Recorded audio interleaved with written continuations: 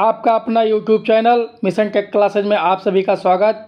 आइए देखते हैं 15 महत्वपूर्ण क्वेश्चन की सीरीज। अब हम बात करते हैं क्वेश्चन नंबर 1। एक तरंग की अधिकतम मान से उसके आरएमएस मान के अनुपात को किस रूप में परिभाषित किया जा सकता है? यानी कि मैक्सिमम वैल्यू अपन आरएमएस वैल्यू, ये किसको परिभाषित करेगा? फॉर्म फैक्टर, औसत मान, अधिकतम मान, औसत गुणांक। तो ये जो होता है इसके बराबर होता है केपी है, यानी कि अधिकतम मान, पीक फैक्टर जिसको बोलते हैं। तो इसलिए ऑप्शन नंबर सी सही है। अब यहीं पे अगर देखें, अब आरएमएस वैल्यू जो है इसके नीचे अगर हम एवरेज वैल्यू लिख दें, क्या लिख दें? Average value. तो ये मिल जाएगा आपको KF, यानी कि फॉर्म फैक्टर। तो हम इस फार्मूले के ज़रिए पता कर सकते हैं कि पीक वैल्यू और फॉर्म फैक्टर क्या होता है। तो मैक्सिमम बटा आरएमएस पीक अधिकतम मान मिलेगा, और जबकि आरएमएस बटा एवरेज वैल्यू से फॉर्म फैक्टर मिलेगा। क्लियर? और केपी का जो मान होता है वो होता है 1.414, और फॉर्म फैक्टर का जो मान होता है ये होता है 1.11। क्लियर? अब हम बात करते हैं क्वेश्चन नंबर 2। निम्न में से किस तरंग के लिए औसत मान और आरएमएस मान समान है? यानी कि हम बोल सकते हैं कौन सा ऐसा तरंग है जिसका आरएमएस मान और एवरेज मान दोनों समान होते हैं। तो ये ऐसा संभव है वर्गाकार तरंग में। किसमें? वर्गाकार तरंग में, यानी कि ऑप्शन नंबर बी सही है। अब हम बात करते हैं क्वेश्चन नंबर 3। 3 फेज प्रेरण मोटर में परिवर्तन बल आघूर्ण अधिकतम तब होगा। अब अधिकतम बल आघूर्ण कब होगा? एक फार्मूला होता है T बराबर T समानुपात R2/X2। अब इस कंडीशन में आपको R2 बराबर X2 होगा तो टॉर्क का मान अधिकतम होगा। तो इसलिए ऑप्शन नंबर 3 सही है। मैक्सिमम टॉर्क अगर 3 फेज मोटर से प्राप्त करना है तो रोटर का रेजिस्टेंस और रिएक्टेंस दोनों समान होना चाहिए, तब आपको अधिकतम टॉर्क यहाँ पे मिलेगा। क्लियर? ये क्वेश्चन बहुत आता है, इसलिए ध्यान रखिएगा। अब हम बात करते हैं क्वेश्चन नंबर 4। एक कुंडलन जिसमें 2 ओम का प्रतिरोध, 4 मिली हेनरी का प्रेरकत्व, 10 माइक्रोफैराड का संधारित्र के साथ श्रेणी क्रम में जोड़ा गया है, तो क्यू फैक्टर की गणना करिए। तो एक फार्मूला होता है क्यू फैक्टर बराबर 1/R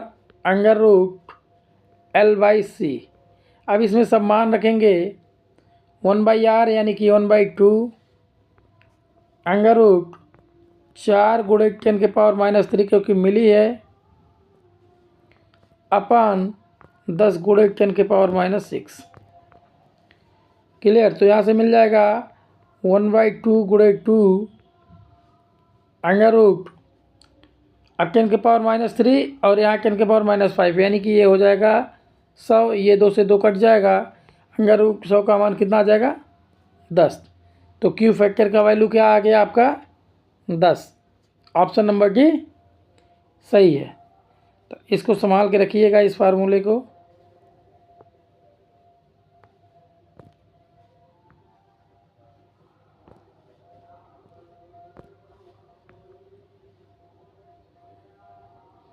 क्लियर? बहुत ही इंपॉर्टेंट है।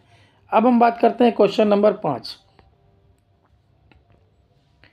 एक शंट जनरेटर 240 वोल्ट पर 430 एम्पियर देता है और शंट क्षेत्र और आर्मेचर का प्रतिरोध 60 ओम 0.02 ओम है।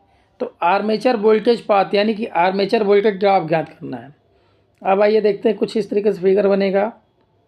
ये हो गया आपका आर्मेचर, ये हो गया आपका शंट फील्ड, और ये हो गया supply voltage. Supply voltage 240 volt है, ध्यान दीजिएगा, बहुत ही इम्पोर्टेंट है। अब यहाँ से लोड की तरफ जा रहा है 430 एम्पियर और इसका रेजिस्टेंस शंट का है 60 ओम और आर्मेचर का रेजिस्टेंस है 0.02 ओम। क्लियर। अब 240 वोल्ट का सप्लाई दे रहे हैं तो शंट को उतना ही मिलेगा। तो शंट में जो करंट आ रहा है उसका वैल्यू कैसे निकालेंगे, आई बराबर वी अपान आर। तो 240 है तो 240/60 हो जाएगा, तो 6 चौक 24, यानी कि यहाँ 4 एम्पियर आ रहा है। क्लियर। अब आर्मेचर का करंट जो जा रहा है दोनों तरफ बट रहा है, तो आर्मेचर में जो आ रहा है दोनों का योग हो जाएगा। तो आर्मेचर वोल्टेज ग्राफ बराबर आई ए इंटू आर ए। आई ए का मान हो जाएगा 430 + 4, तो 434 गुणे 0.02। तो इसको जब हल किया जाएगा तो 2 चौक 8, 2 तियाँ 6, 2 चौक 8, तो 8.68 वोल्टेज आंसर आएगा ऑप्शन नंबर डी। कॉन्सेप्ट समझ में आ रहा है, बहुत ही इंपॉर्टेंट है, संभाल के रखिएगा। आप कॉन्सेप्ट को क्लियर करिए, क्वेश्चन ऑटोमेटिक हल हो जाएगा। क्लियर। अब हम बात करते हैं क्वेश्चन नंबर 6। एसी और डीसी आपूर्ति दोनों में किस प्रकार का रिले का उपयोग किया जाता है। एसी आपूर्ति और डीसी आपूर्ति के लिए कौन सा रिले यूज किया जाता है, रेग रिले, आवेग रिले, नकारात्मक अनुक्रम रिले, क्लेपर प्रकार का रिले। तो ऑप्शन नंबर बी सही है, आवेग रिले। क्लियर। अब हम बात करते हैं क्वेश्चन नंबर 7।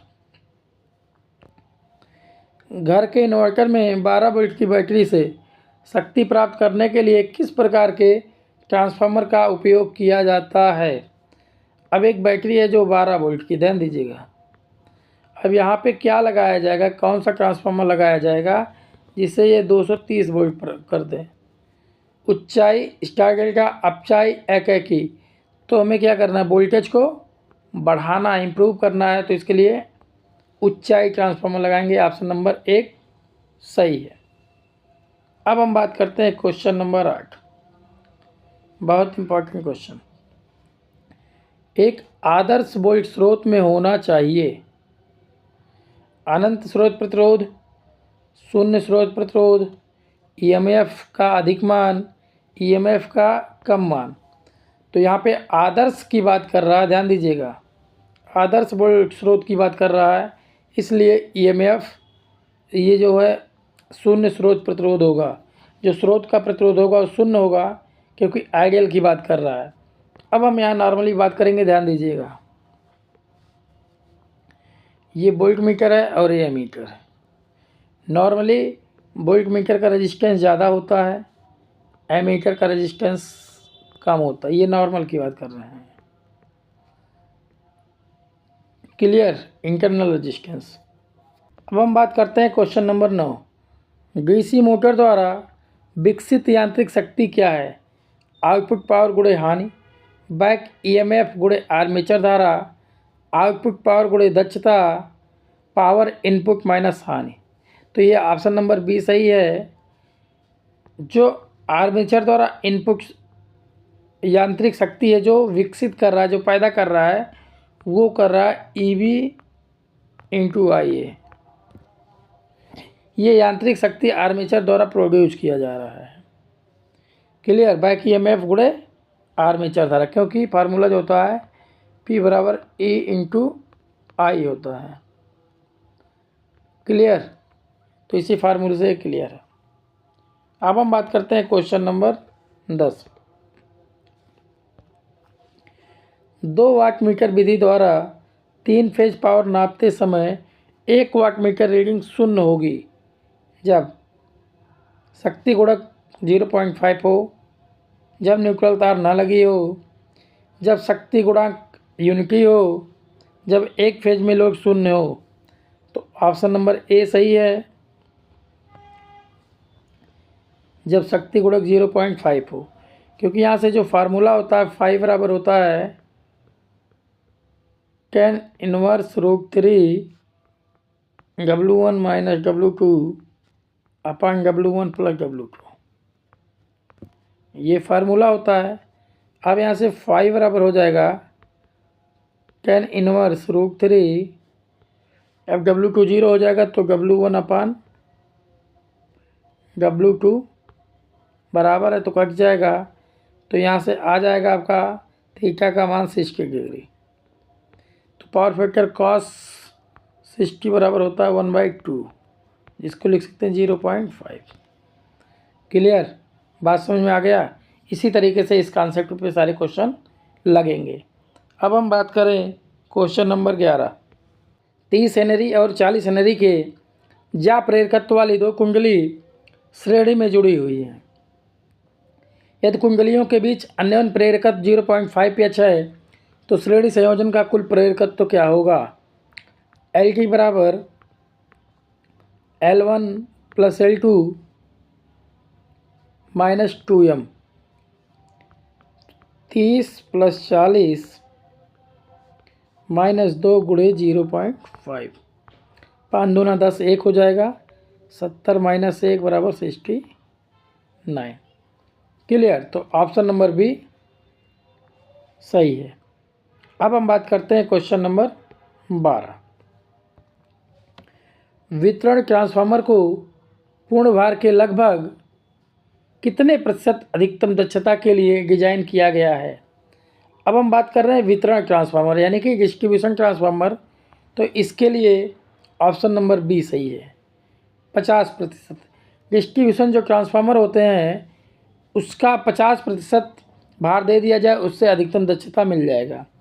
लेकिन अब यहीं पे अगर बात करें पावर ट्रांसफार्मर की, ध्यान दीजिएगा, पावर ट्रांसफार्मर जो डिजाइन किए जाते हैं वो पूर्ण भार पे 100% भार पे अधिकतम दक्षता के लिए डिजाइन किए जाते हैं पावर। क्लियर, और डिस्ट्रीब्यूशन जो डिजाइन किया जाता है ट्रांसफार्मर, ये फुल अधिकतम दक्षता के लिए 50% के लिए डिजाइन किया जाता है। 50% लोड दे दिया जाए तो अधिकतम दक्षता मिल जाएगी। अब हम बात करें क्वेश्चन नंबर 13। ध्यान दीजिएगा, इम्पोर्टेंट है।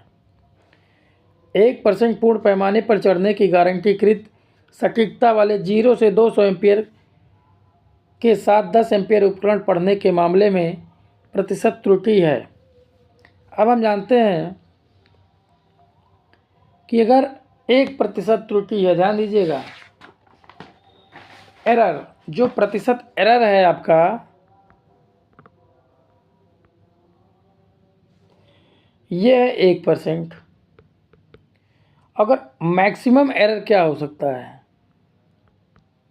मैक्सिमम एरर 200% हो सकता है, 200 एम्पियर तक नाप सकता है। तो 200 का 1%, तो ये आ गया 2%।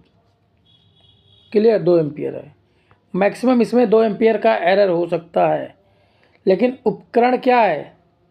10 एम्पियर पढ़ने के लिए मामले में प्रतिशत त्रुटि, तो 10 एम्पियर के मामले में प्रतिशत त्रुटि जो होगा वो 2/10 × 100 होगा।